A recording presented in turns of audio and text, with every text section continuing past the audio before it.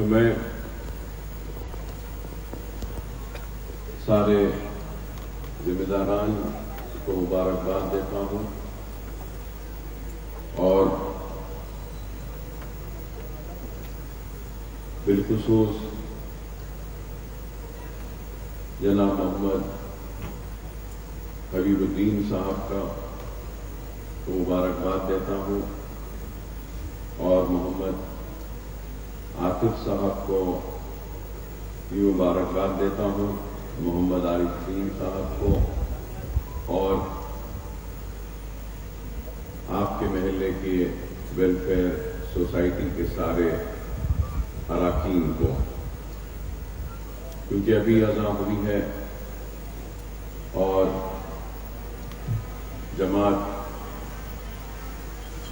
بھی ہوگی 10-15 منٹ میں، تو میں زیادہ وقت نہیں لیتے ہوئے مختصراً یہی بات کہوں گا کہ نماز کی اہمیت کو ابھی مجھ سے بیشتر مقرر نے بیان کی ہے، تو میں یہاں بیٹھے ننھے بچوں سے کہوں گا کہ نماز اللہ سے کمیونیکیٹ کرنے کا ایک ذریعہ ہے، اور نماز کی اہمیت کے بارے میں ابھی مجھ سے بیشتر مقرر نے بیان کیے۔ بہت نوجوانوں میں موجودہ دور میں ایک خواہش ہے کہ ہم خوبصورت دکھیں، ہم حسین دکھیں، تو میں اگر غلط نہ ہوں، اگر غلط کہہ رہا ہوں تو ضرور علماء مجھے ٹوک سکتے ہیں، لیکن وہ شخص جو فجر کی نماز پابندی سے پڑھتا ہے خود بخود حسن اس میں پیدا ہو جاتا ہے، اور نماز کی اہمیت کو آپ کو ہم کو سمجھنا ہوگا۔ اور آج اگر نوجوان بے راہ روی کی زندگی گزار رہے ہیں، اگر ان کو راہ راست پر لانا ہے، تو اگر وہ نماز کے پابند بن جائے تو میں سمجھتا ہوں کہ بے راہ روی کی زندگی خود بخود ترک ہو جائے گی اور زندگی میں ایک سمجھداری ضرور آ جائے گی۔ اور آج جو بھی حالات ہیں وہ بھی آپ کے سامنے ہیں کہ کیا خوب کسی شاعر نے کہا تھا، مسجد تو بنا دی شب بھر میں ایمان کے حرارت والوں نے، لیکن ہم کو اپنی مساجدوں کو آباد رکھنا ہوگا، اور مساجدیں آباد رہیں گی تو کوئی ان مساجد پر نظر ڈالنے کی کوشش نہیں کرے گا۔ ویران مساجد اغیار کی اور دشمنوں کی نظر میں آ جاتے ہیں، اور آباد مساجد وہ محلے جن محلوں کی مساجدیں آباد رہتی ہیں، وہ محلے جات میں رہنے بسنے والے لوگ کبھی پریشانی یا مصیبت کا شکار نہیں ہوتے، کیونکہ وہ اللہ کے گھر جن کو محلے والوں نے آباد کیا، اللہ ان محلے میں رہنے والے لوگوں کے گھروں کو بھی آباد رکھتا ہے اور کبھی بھی ان پر مصیبت آنے نہیں دیتا۔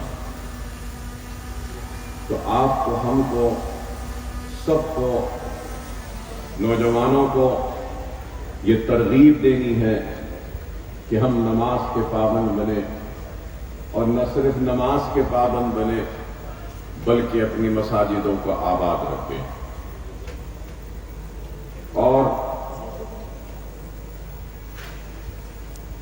آنے والے ایک مہینے میں آئندہ مہینے میں رمضان کا آغاز ہوگا تو ہم دیکھتے ہیں کہ ماہ رمضان میں مساجدوں میں صفیں بڑھ جاتی ہیں، لیکن جیسے ہی عید کا چاند کا اعلان ہوتا ہے اور عید کی نماز ادا کی جاتی ہے تو اس کے بعد پھر سے صفوں میں کمی آ جاتی ہے۔ تو ہم کو نمازوں کے پابند اور مساجدوں میں جا کر باجماعت نماز جس طریقے سے ماہ رمضان میں ادا کرتے ہیں اسی طریقے سے ماہ رمضان کے بعد بھی ہم کو مساجدوں میں جا کر بانماز جماعت کے ساتھ ادا کرنا چاہیے اور زندگی کے ہر حالات کا اگر ہم مقابلہ کر سکتے ہیں تو ہم دین اسلام پہ مضبوطی سے قائم رہ کر حالات کا مقابلہ کر سکتے ہیں۔ کئی لوگ اللہ کی آزمائش میں پریشانیوں میں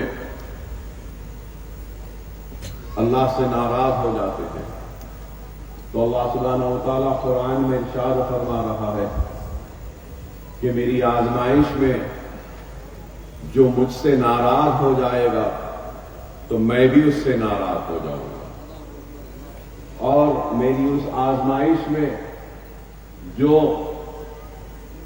میرا شکر ادا کرے گا تو میں اس سے خوش ہوں گا۔ تو اللہ کی آزمائش کئی شکلوں میں آتی ہے اور اللہ کی آزمائش میں ہم کو پریشان ہونا نہیں ہے بلکہ سجدے میں گر کے اللہ کی اس آزمائش میں اللہ کا شکر بجا لانا ہے تو اللہ آپ سے خوش ہوگا۔ اور اللہ کی آزمائش میں ہم کو مایوس ہونا نہیں ہے، کیونکہ رسول اللہ صلی اللہ علیہ وسلم کے حدیث شریف ہے کہ مایوسی کفر کی نشانی ہے۔ مایوس نہیں ہونا، وہ قوم جو حالات کے سامنے اپنے آپ کو یا اپنے گھٹنوں کو ٹیک دیتی ہے تو وہ قوم کبھی بھی سرخرو نہیں ہوتی۔ ہم کو نہ مایوس ہونا ہے نہ خائف ہونا ہے، بلکہ ہم کو اللہ کی رسی کو مضبوطی سے تھامے رہنا ہے اور اپنے ایمان پر قائم رہنا ہے۔ جب میں بات ایمان کی کرتا ہوں تو ایمان کا مطلب کیا ہے؟ ایمان کا مطلب ہے زوال شکست، مطلب یہ کہ شکست کو زوال دو تو وہی ایمان ہے۔ اور ایمان مضبوط کس سے ہوتا ہے؟ ایمان کی مضبوطی کلمے سے آتی ہے، ایمان کی مضبوطی نماز سے آتی ہے، ایمان کی مضبوطی قرآن کی تلاوت سے آتی ہے، ایمان کی مضبوطی سنت رسول اللہ پر عمل پیرا ہونے سے آتی ہے۔ اپنے ایمان کو مضبوط رکھو اور دنیا کی محبت کو دل میں بسنے نہ دو۔ اگر دل میں کوئی چیز کو بسانا ہے یا فکر کرنی ہے تو اپنی آخرت کی فکر کرو۔ ابھی اذان ہوئی تو میں یہ بھی ضرور کہنا چاہوں گا کہ اگر آپ کے محلے کے ایک گھر میں اگر کسی کی پیدائش ہوتی ہے تو پیدا ہونے پر کان میں اذان دی جاتی ہے، اور آپ کے محلے کے گھر میں کسی گھر میں موت واقع ہو جاتی ہے تو نماز جنازہ کی اذان نہیں ہوتی۔ پیدا ہونے پر کان میں اذان، نماز جنازہ کی اذان نہیں، تو اللہ یہ بتا رہا ہے پیدا ہونے پر کہ کان میں اذان دلوا کر کہ جتنا وقت اذان کے ہونے میں اور جماعت کے ٹھہرنے میں ہے، اتنا ہی وقت انسان کی زندگی اور موت میں۔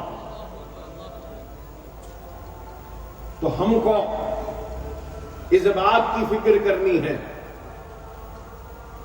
تو وہ فکر اپنی آخرت کی کرنی ہے۔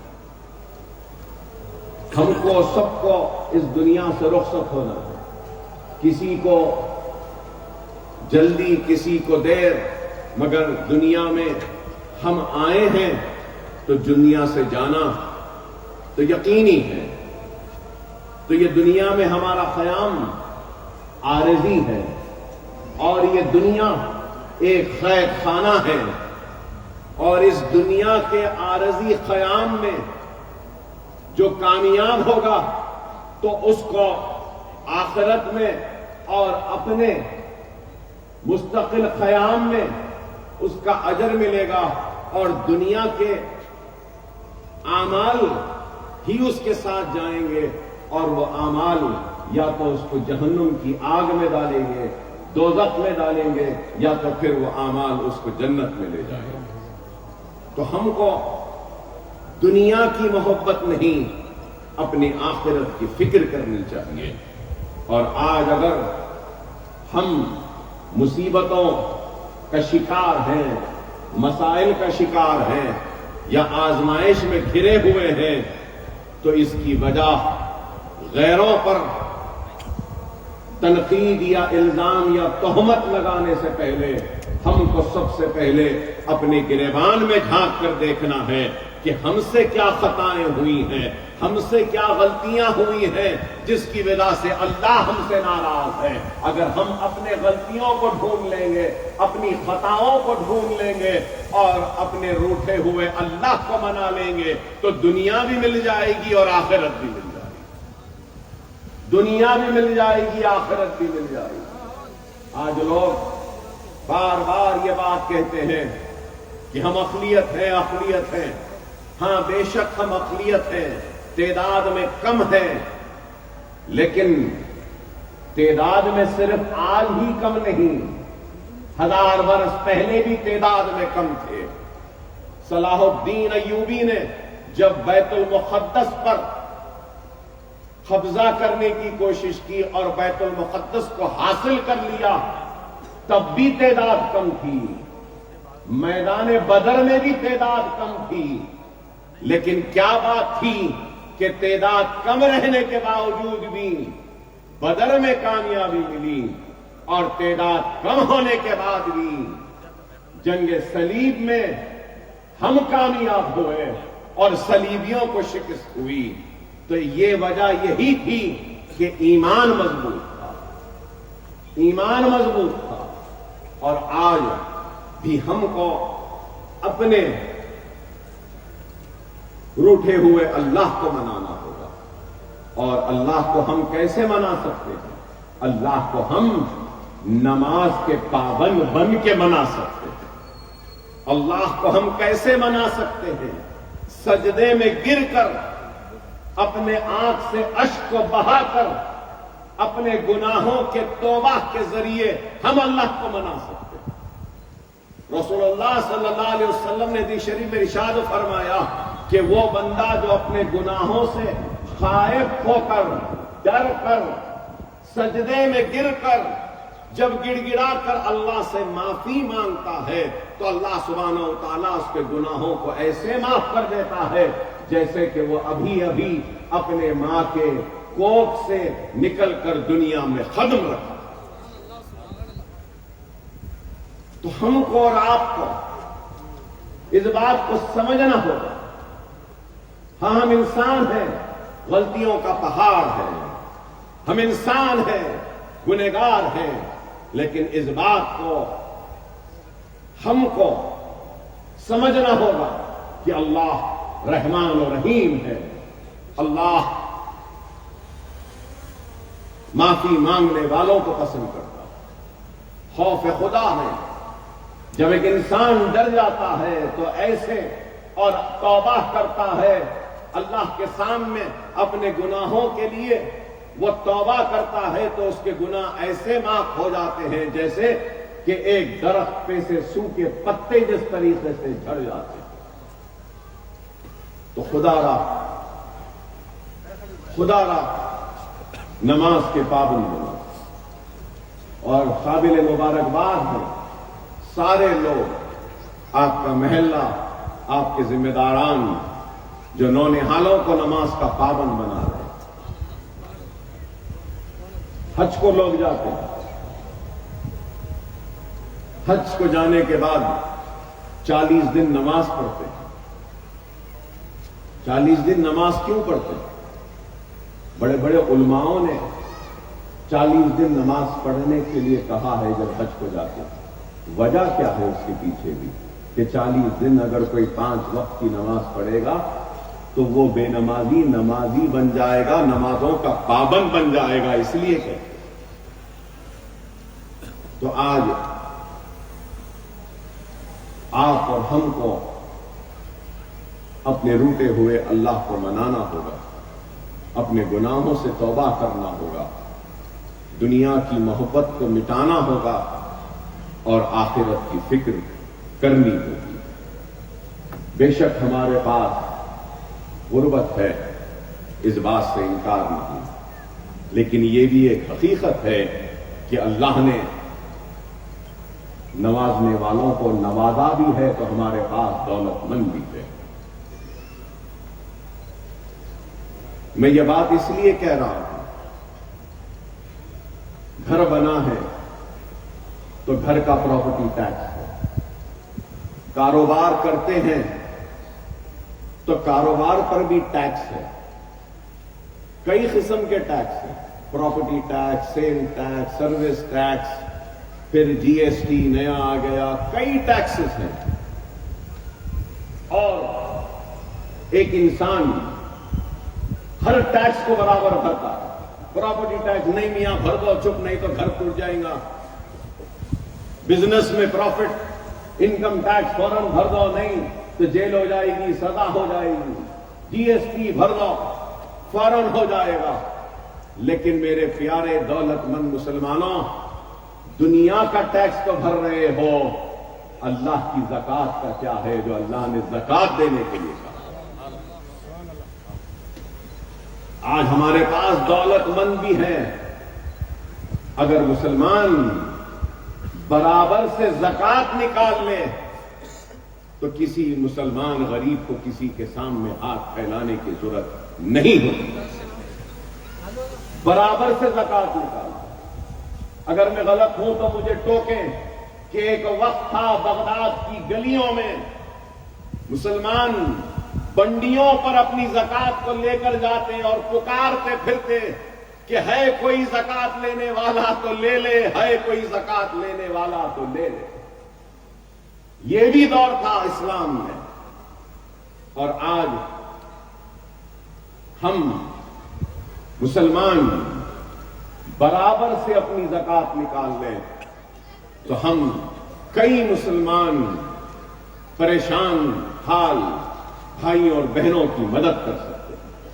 ہم کو کسی کے سامنے ہاتھ پھیلانے کی ضرورت نہیں ہے. میں آج سے قریب 30 برس 25 برس پہلے سے مسلسل اپنے جلسوں میں ایک بات کہتا تھا اور وہ بات یہی رہتی تھی. ہاں ابھی خطاب بہت کم کر رہا ہوں تو شاید لوگوں کو یاد نہیں، لیکن جو بزرگ ہیں ان کو ضرور یاد ہوگا. میں اپنے ہر جلسے میں یہ درخواست و التماس و التجا کرتا تھا سننے والے لوگوں سے کہ اپنے محلے کی مساجد میں ایک ڈبہ رکھ دو. کئی لوگوں کو کئی چیزوں کا شوق ہوتا ہے، کسی کو چائے کا شوق تو کسی کو پان کا شوق. بہت سے نوجوان ایسے ہیں جن کو ویڈیو گیمز کھیلنے کا شوق، تو کئی ایسے نوجوان ہیں جن کو کچھ دیکھنے کا شوق. بعض ایسے نوجوان بھی ہیں جن کو سگریٹ نوشی کا شوق. دن میں 2 سے 4 چائے پیتے ہیں، کم از کم آدھی ڈبی یا 1 ڈبی سگریٹ پیتے ہیں، یا ہفتے میں 1 سینما بھی کوئی دیکھ لیتے ہیں. اگر ہم سب مسلمان، وہ چائے پینے والا مسلمان یا دوسرا مسلمان، اپنے روز مرہ کی اپنے خواہش اپنے اوپر صرف کرنے والے پیسے میں سے اگر 1 روپیہ نکال لے، 1 روپیہ میں کہہ رہا ہوں، زیادہ نہیں، چائے 10 روپے میں اب ہے، تو بھائی آپ دن میں 2 سے 3 چائے تو پیتے ہیں جس کو چائے کا شوق ہے، تو میں آپ سے یہ نہیں کہہ رہا ہوں کہ 2 سے 3 چائے ترک کر دیجئے، میں یہی کہہ رہا ہوں وہ 2 یا 3 چائے میں سے 1 روپیہ نکال کر اپنے محلے کی مسجد میں ڈال دو۔ اگر 25 آپ سوچو، اگر محلے کے 30 نوجوان روزانہ 30 روپیے ڈالیں گے تو مہینے کے ختم پہ کتنے ہو گئے؟ آپ خود اندازہ لگا لو، سال میں کتنے ہو گئے؟ اگر 100 لوگ بھی ڈالیں گے روزانہ 1 روپیہ تو دن کو 100 روپیہ، پھر مہینے کا قریب 3000 روپیہ، سال کا 36,000 روپیہ، تو آپ اندازہ لگاؤ صرف 100 لوگ اگر ہماری آبادی کتنی ہے؟ ہزاروں لاکھوں میں ہماری آبادی ہے، ہزاروں مسلمان اگر اس عمل پہ روزانہ عمل کریں گے تو ہم کو اللہ اس کے رسول کی قسم کسی سے مانگنے کی ضرورت نہیں ہے، مانگنے والے نہیں، ہم دینے والے بن جائیں۔ اس چیز کو، اس فکر کو، اس سوچ کو ہم کو پیدا کرنا، اس فکر کو۔ میں کسی کے خرچے پر، کسی دولت مند کے خواہشات پہ خرچنے پر تنقید نہیں کر رہا ہوں، لیکن یہ بات ضرور کہوں گا آج کے اس موقع کا فائدہ اٹھاتے ہوئے کہ اللہ نے دولت سے نوازا ہے تو ضرور آپ صرف کیجیے اچھے کپڑے پر، صرف کیجیے اچھی سواری پر، خرچ کیجیے اچھی خوشبو پر۔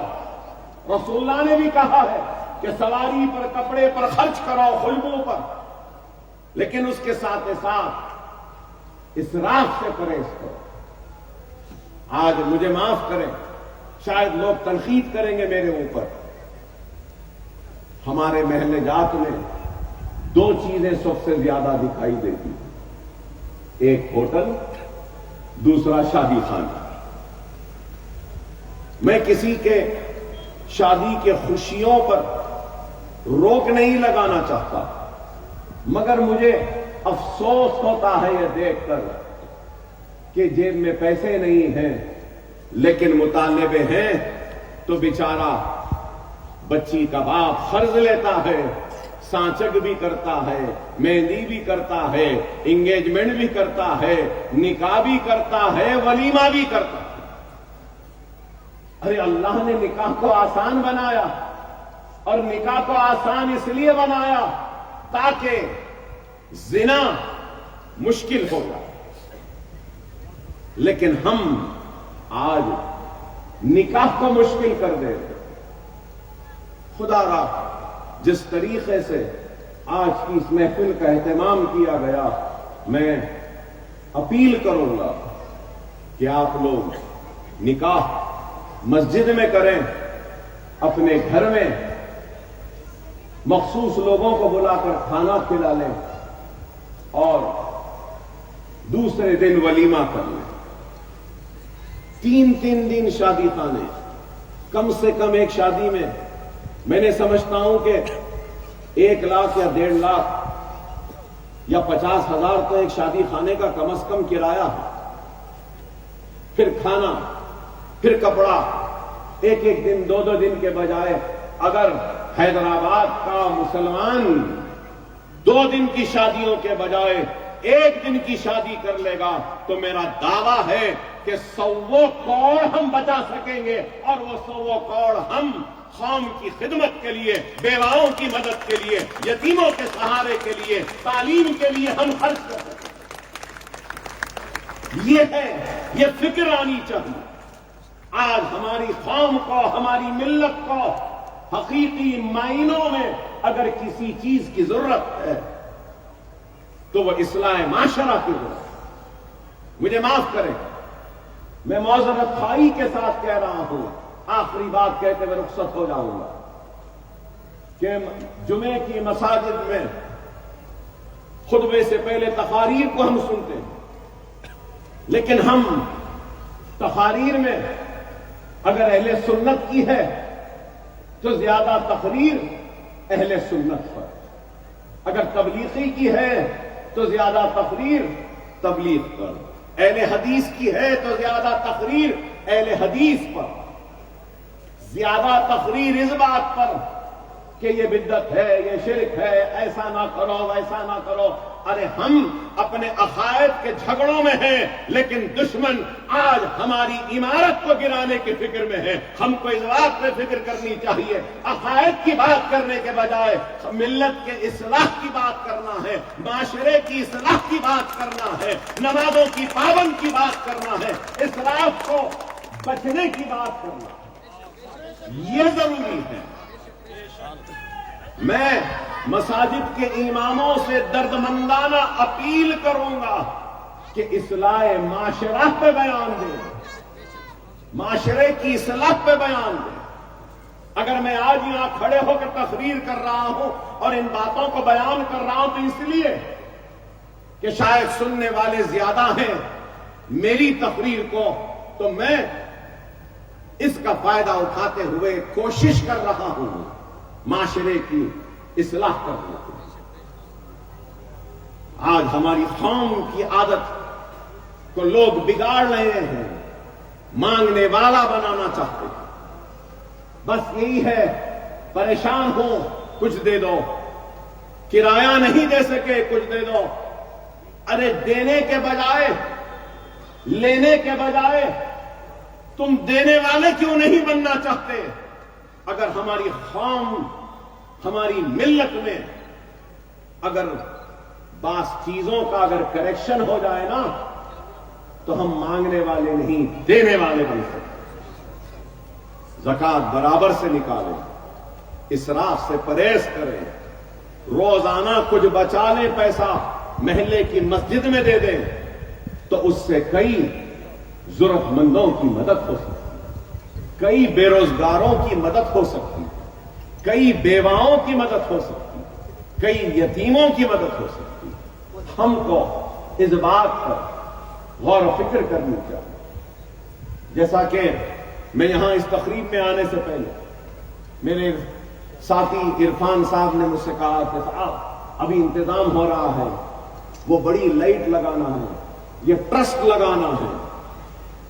تو میں نے ان سے فوراً کہا کیا ضرورت ہے میاں، ایک تخت ڈال دیا ہوتا، اس پہ ہم بیٹھ جاتے، یہ ٹرسٹ، یہ لائٹ کا جتنا پیسہ ہے کسی دینی مدرسے کو یا کسی مسجد کو دے دینا، اس سے اور اچھا کام ہو سکتا ہے بجائے اس کے۔